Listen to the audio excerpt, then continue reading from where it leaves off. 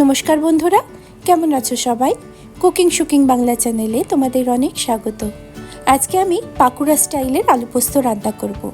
এই রান্নায় কি কি উপকরণ লাগছে তার কমপ্লিট লিস্ট ডেসক্রিপশানে পেয়ে যাবে।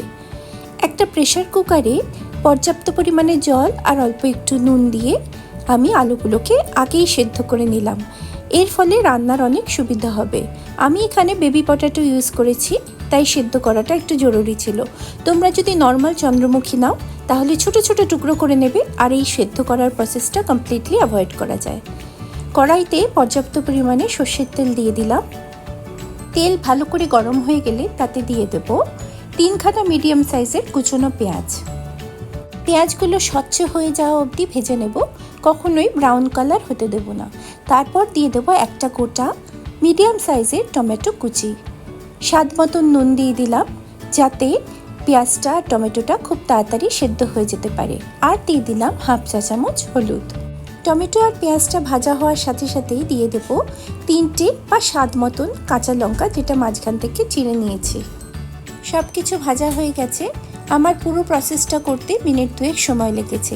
তারপর দিয়ে দিলাম জল ঝরিয়ে রাখা সেদ্ধ করা আলুটা।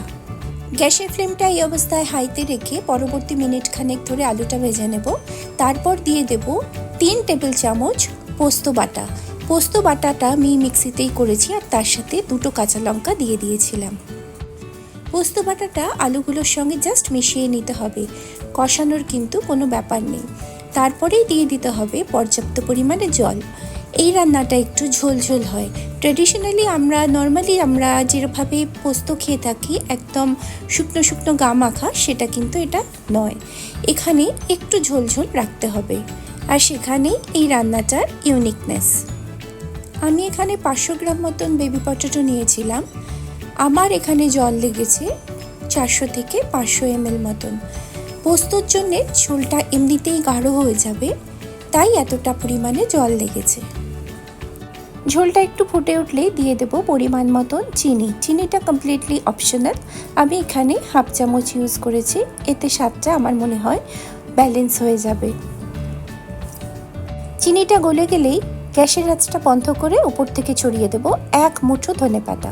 ব্যাস, তাহলেই রেডি হয়ে গেল আমাদের বাঁকুড়া স্টাইলের আলু পোস্ত। গরম ভাতের সঙ্গে অনবদ্য লাগে এটা খেতে। পাশে থেকো, সাথে থেকো বন্ধুরা। দেখা হচ্ছে অন্য কোনো রেসিপির সাথে। ততদিন সবাই ভালো থেকো, সুস্থ থেকো, সাবধানে থেকো। Thank you for watching and bye for now.